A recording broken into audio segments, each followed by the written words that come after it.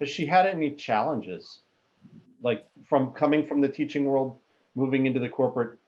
I think the biggest challenge that she's had is getting her head around the whole assessment process.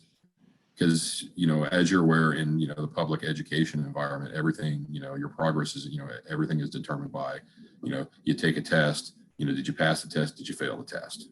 If you didn't pass the test, then you don't proceed. And in our world, we're more of a business environment. We're providing training for our clients and their end users.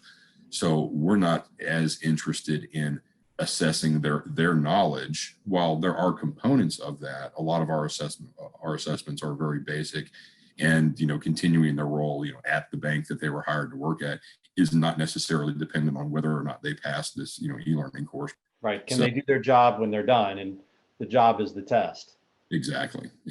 So that was one of the biggest things. She wanted to create very long and detailed tests and say, okay, before you move on to the next module, you have to complete this one and pass this test. Well, it's a little bit of an adjustment, for them, because while we do want to provide some knowledge, checks, checkpoints to make sure that people are actually absorbing the information that we're providing to them.